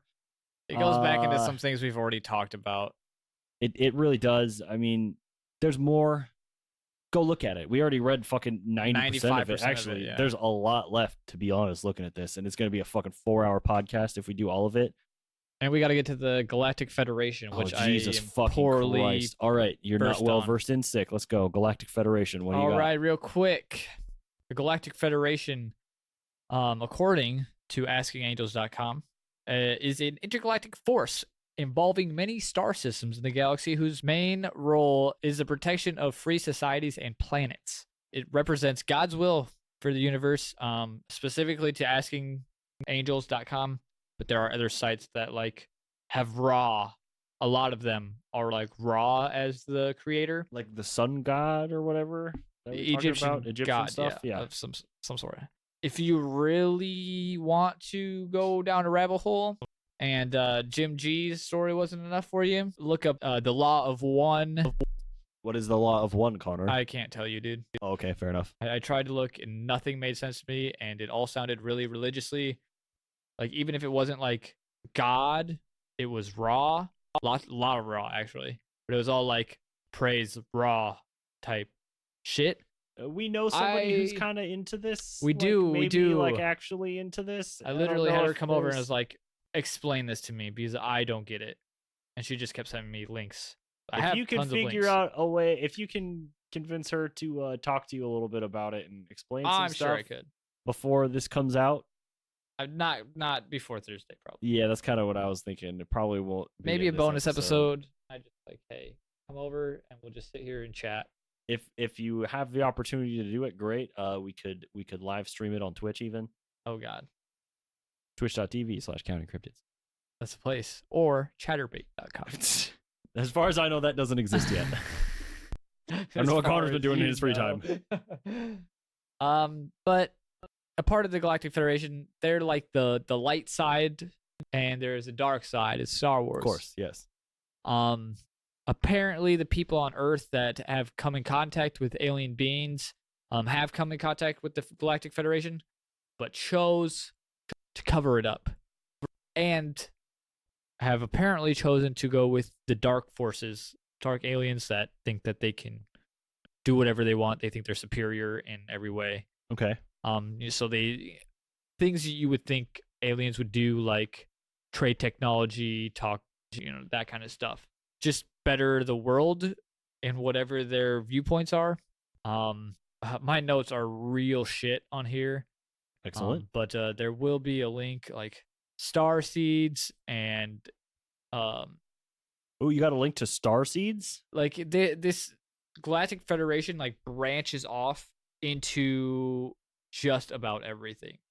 It dips its toes in sacred geometry, and all That this shit's kind of super shit. interesting too, but Right. like that's It's way over my head. super, And if you're getting super like dense in information. that, yeah, that's gotta be fucking rough. If anybody knows like a lot about that, like we can have If a you can conversation about translate it. it to me, that would be great. I would Yeah, just love to live know. stream with Connor and talk to him about Absolutely, I would fucking get you on here. Let's do it. But yeah, so the Galactic Federation is just like all the alien species in it. It is what that it are sounds like. working towards a positive future for all beings in the universe, and there are dark that oppose them. Essentially, smallest nugget. What of if that I can give the you. Galactic Federation is actually the dark side pretending to be the good side, and that the other side is the bad side? Exactly what I asked Caleb. Okay. She's like, I don't know, because a lot of it is communication telepathically. Like these So people. it's interacting with thoughts that just enter your head throughout the day. Is it? I think it's more like a meditating. What is it called? You're like channeling. A lot of it is channeling raw as is information on the internet. Okay. Yeah. I'm just gonna. This is too long for me to get into this at this point. I'm not gonna start poking holes in that. Lots of aliens. Boy, Lots of alien stuff.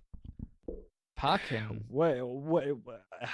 It's really hard with a lot of this because you get into some areas that make, from a lot of aspects, make it seem very not credible.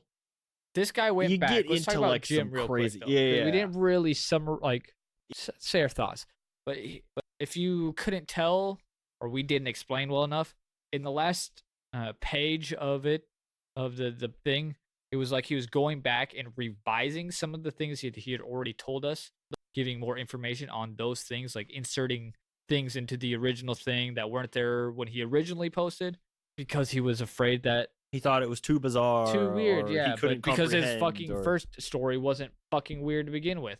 didn't get enough traction for him. Yeah, it's sketch. I don't know. It's all weird, but okay. So suppose this stuff is happening.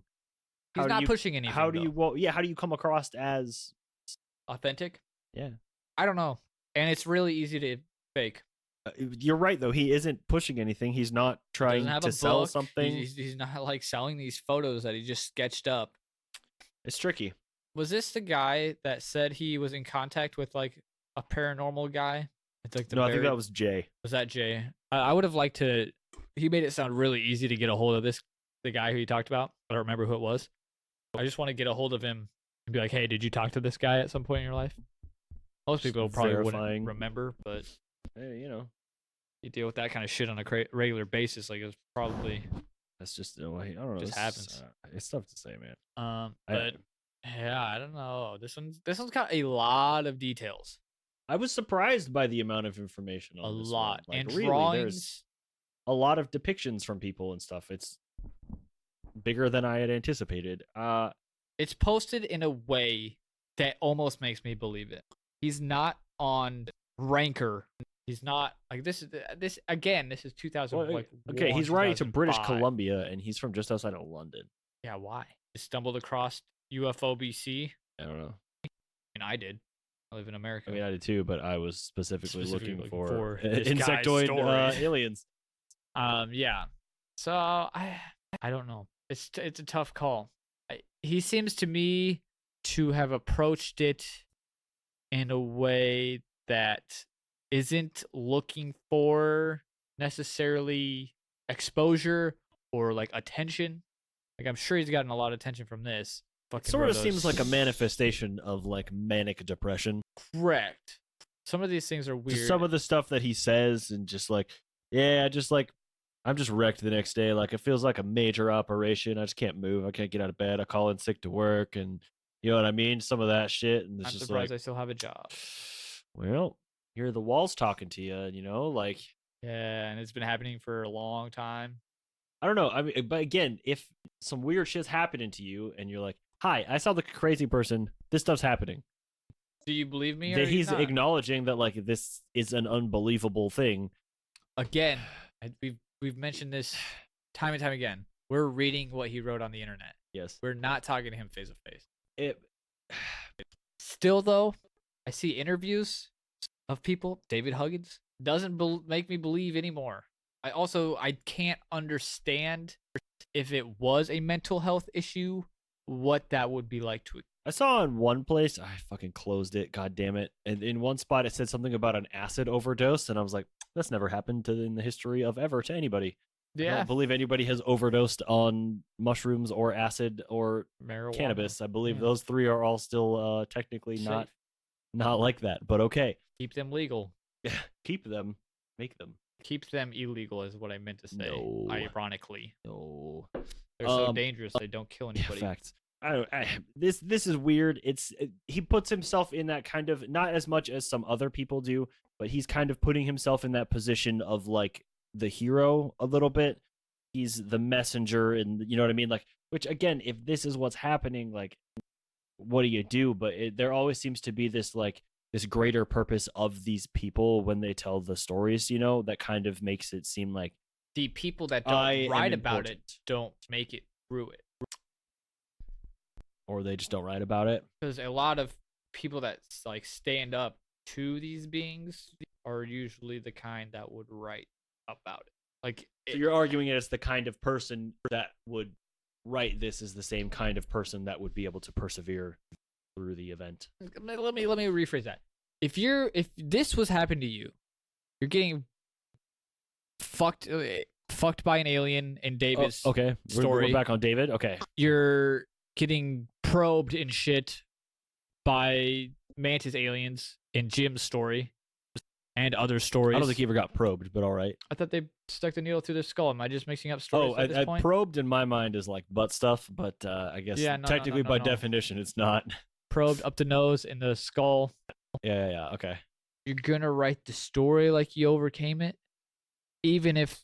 Because if you did experience it and you overcame that, you would write it in such a way that would make it sound like you're better. Okay. You're achieving something at least.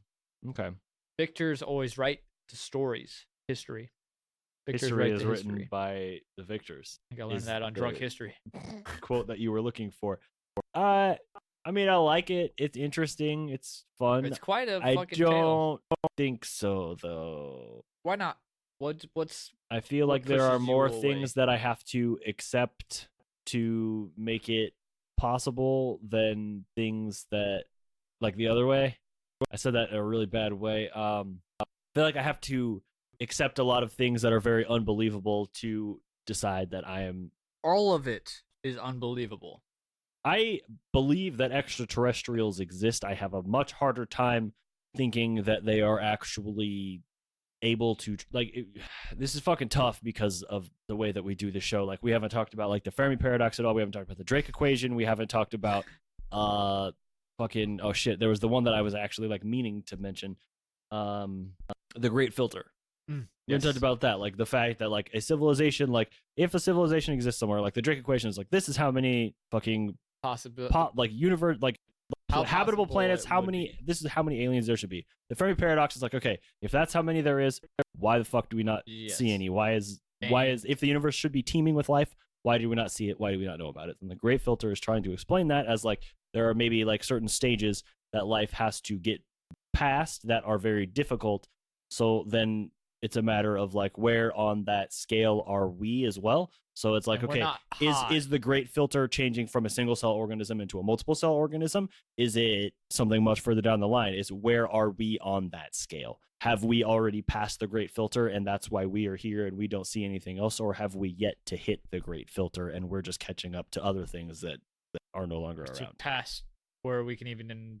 I am summarizing all of this very, very briefly because we didn't even fucking talk about it. We're trying to 3 hours in, you know, like do these fucking episodes as a meme because of the Area 51 raid. This is the last extraterrestrial one that we're doing pending some ridiculous shit happening on the 20th that I am not anticipating. So hopefully Fingers next crossed, time back folks. to an actual cryptid for you.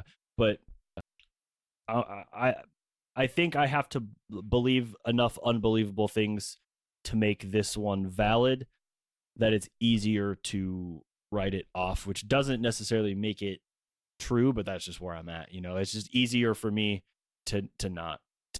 Absolutely. What's the? You gotta take the more believable answer, the more common answer, the easier answer. Is probably right. Until I wake up and there's a mantis beating off in the corner of my bedroom, I'm on a no. You like that, don't you, bitch? Hit him with the taser. It's fine. Okay, but you believe in aliens. Is there any reason, one way or another, to believe in mantis beings or insectoids? I don't care. They can look like whatever they want. I have no. They could be not visible to the human eye. They could be. You know what I mean? Like it's. You come down to this like life as we know it functions in this way, but then you have like, okay, cool, like this is for what carbon-based life forms. What happens if it's a different silicon-based life forms? Exactly. That's specifically that one's brought up a lot as well. So it's not going to like there could be other, maybe it's like some sort of gas being that we can't physically see or like really fathom. I don't care that I leave room for that. It can look like an insect. It can look like a person. Is it? I assume if life is as abundant as it has been predicted to be, that it would be in all. I mean, and as it is on Earth, it comes in all shapes and sizes. There are things that are like remotely similar, like we kind of look like apes, like chimpanzees. Like obviously we came from them, but then there's like house cats and different levels of cats and things as well. So some things look kind of similar, but a little bit different. I assume it could be similar throughout the universe. I've always found insects. They look like aliens. They 100% look like aliens. Praying mantis looks like an alien. They've been around forever. I nothing in my mind is preventing me from thinking that something like an ant couldn't evolve into an intelligent I often race. wonder if ants are an extraterrestrial species. Or if they're way smarter actually than rockets. That's where they take off. They're rockets, yeah. I've yet to see a rocket fly out of one. But you haven't been looking. I haven't. Yeah, I often, like, when they're in my house or something, and it's just, like, one of them or something, you know, I'm like, you're dumb as fuck. You're an explorer, you know what I mean? Like, I'm just kind of like that. There's, like, that thing that's, like, I mean, really, though, like it's an ant. It's outside. It has entered into a domain realm, that it's I don't know. It's an interesting. What? How the fuck if did you I kind get of here? view it as like an extraterrestrial, as an alien, yeah, it's just weird.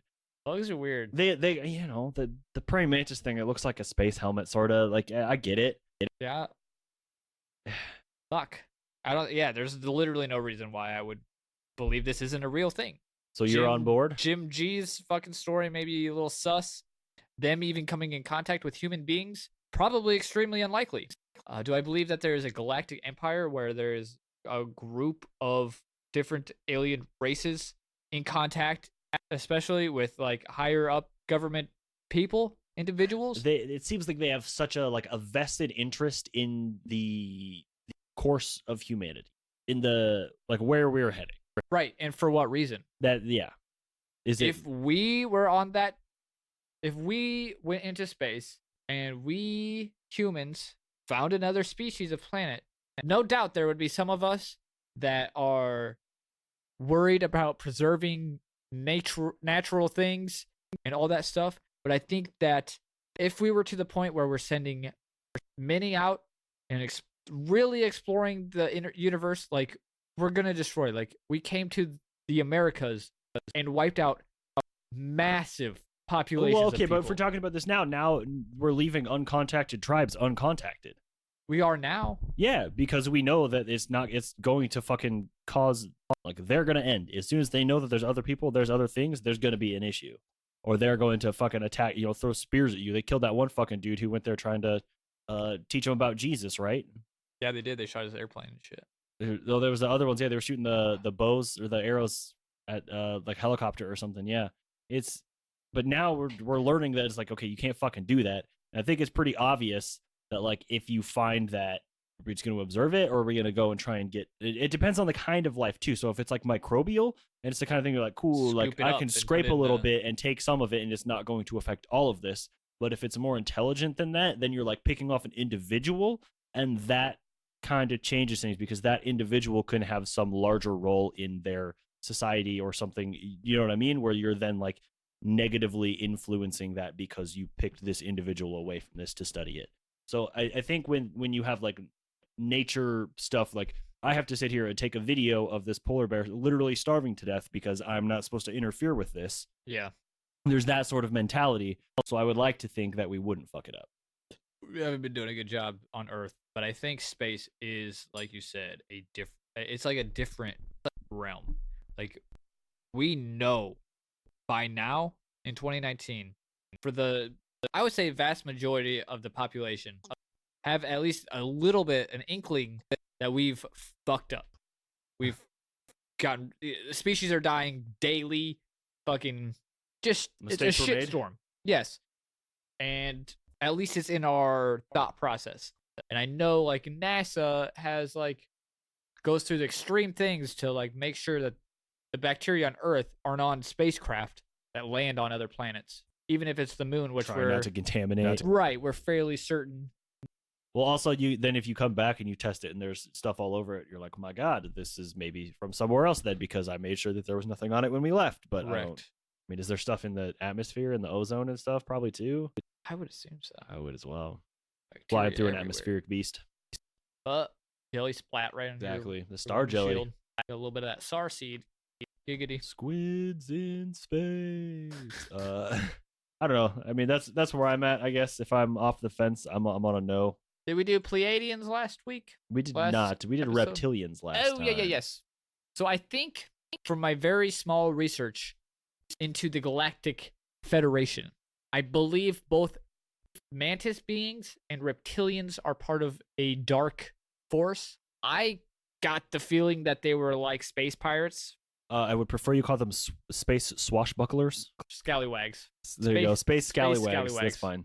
So they're not in an alliance, essentially. Okay.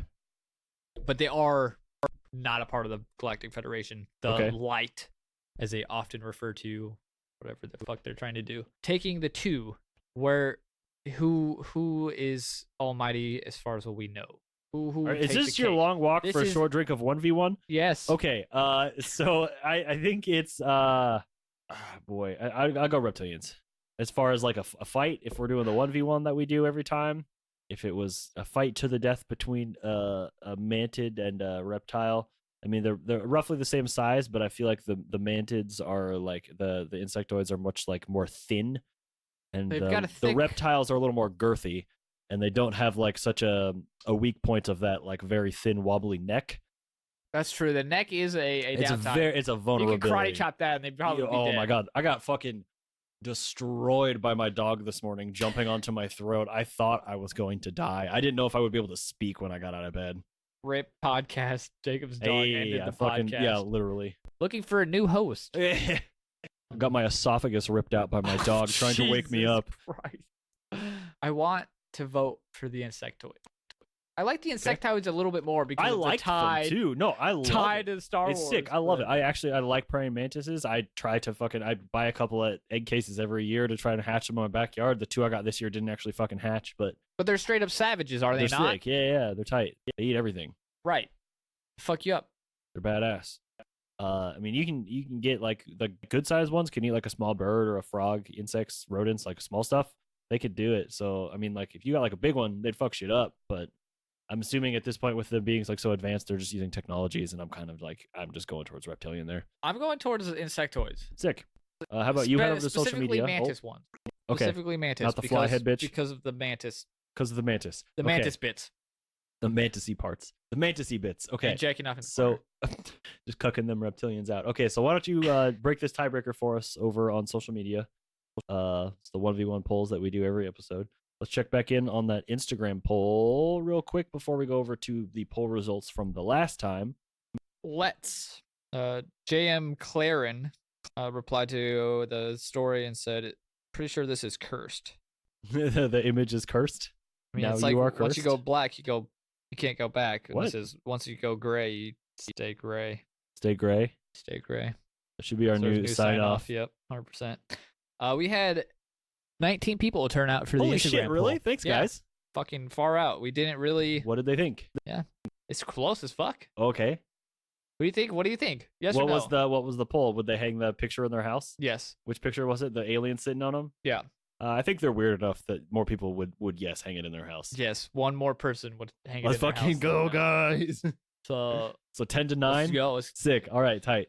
So Ordering then I prints. guess moving over to other poll results, unless you have anything else to say about that. I don't.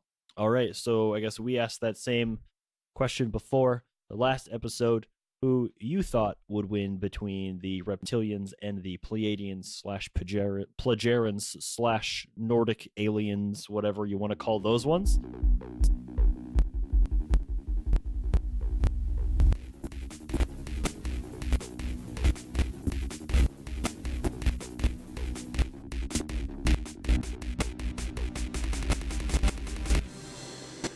I actually do. I already did the math. Oh my god, then tell me the numbers, Connor. Oh, right.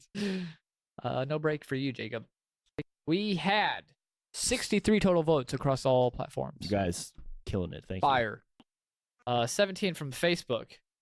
88% of y'all voted for the reptilians. All right. And then Do you remember where we stood on this real quick? We were split. But do you remember what side you're on? I don't either. We disagreed last time, so one of us is right and one of us is wrong. Don't know which. Yeah, onto the Twitter then. Yes, onto the Twitter. 15 votes there. Okay. Decent job, Twitter. I feel like when I yell at them, they actually vote. All right. So fucking vote, Twitter. Thanks, Twitter. God. Yeah. Being sincere, though, thank you. Yeah, I love it. Reptilians win out the day with 80% of the votes on Twitter. Do they also have 80% on Facebook? 88% on Facebook. Oh, God. So tell me about Instagram. Instagram blew it up. 31 people voted. You guys are amazing. Fire. I love you all. As shown by our Insta poll this week. Fucking 20 people already. Instagram for the 1v1. 68% of the people voted for the reptilians. The reptilians win out. What's the overall percentage? 76% of our listeners that voted on our social medias voted for reptilians. You got anything to say about that? You head on over to social media. Let us know. Otherwise, you go and answer the same polls that we just asked about this one and the last one. If you've listened to both of those episodes, if not, you can still fucking vote. I have no way to police it. We get a lot of people saying that they re-listen to the episodes, or like they're starting late. Essentially, they start at the beginning. If you've reached this episode and it's not the September of 2019 when you're listening, you can go on Facebook. Those you can polls still vote. Will be on there. They're still active on Facebook. You know, write comments. We get people writing comments in on old episodes and stuff often as well. Correct. Yeah, we do. Wrote one about dolphins being a river dolphin on yeah, one. Yeah. Yeah. All right. So FXJ8NL commented on our Ogopogo episode. That was season 2, episode 10, which really seems like a long time ago. Honestly, it certainly does. Ogopogo seemed like a season maybe. 1 thing. Yeah. They say the freshwater dolphin kind of comes to mind when thinking about the way they look. A part of them could probably very well easily be mistaken for it. We're late to the party because that guy was a month ago that he commented. Well, I mean, we're talking about it doesn't matter. People do backlogs. We don't, but it seems like we do if we wait when somebody commented.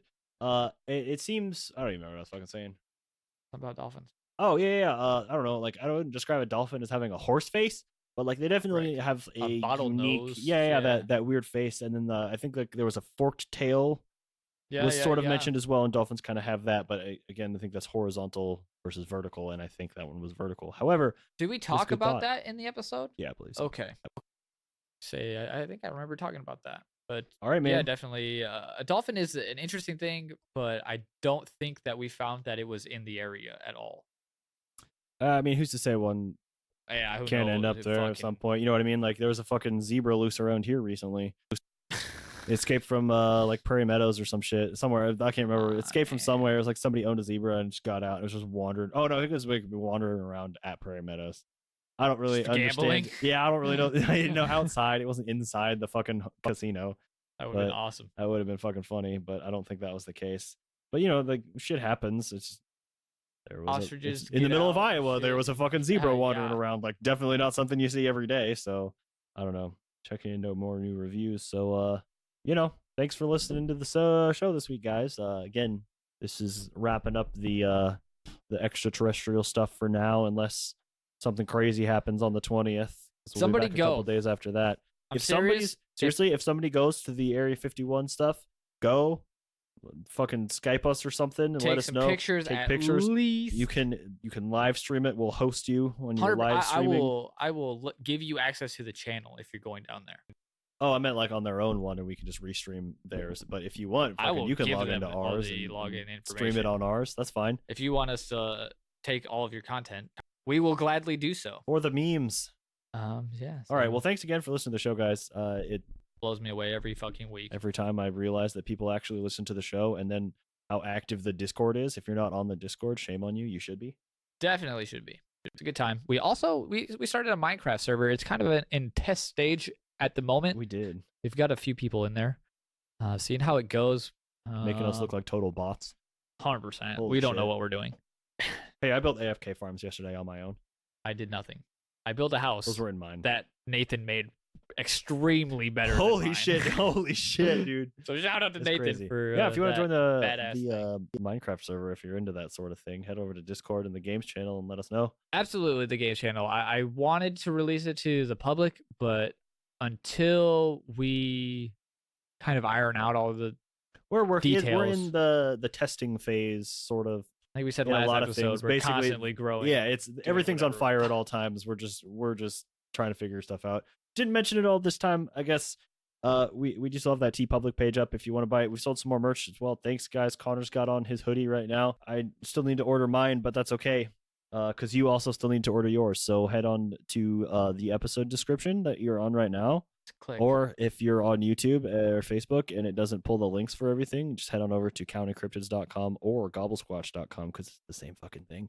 And in the episode description, there is a link for Counting Cryptids merch. I need to set up its own page on there. Some more links to make it easier for you to find that Counting Cryptids merch. If it's not on social media, we'll make sure to get that added too. I know the descriptions over there need updated as well. So we have some work to do on our end, but so do you guys. Go buy merch, subscribe, reviews. Give me Support your the love. show. Give me your love. Thanks for listening to Counting Cryptids. It's been a pleasure. We'll be back in 2 weeks. September 26th. Right after We got Area 51 raid. Get to Get the good, 51 kids. raid. Bye. Thanks for checking out this week's episode. If you want to get your 2 cents in, answer this week's polls on social media. You can find us on Facebook, Instagram, Twitter, YouTube, as well as Discord. Links for all the social media, as well as everything else we talked about on the show, are available at gobblesquatch.com. If you have any questions, concerns, suggestions, or you just want to chat, you can email us at countingcryptids@hotmail.com. Don't forget to subscribe, rate, and tell your friends. I've been Connor, I've been Jacob. and we'll see you in a couple of weeks for another fascinating installment of Counting Cryptids.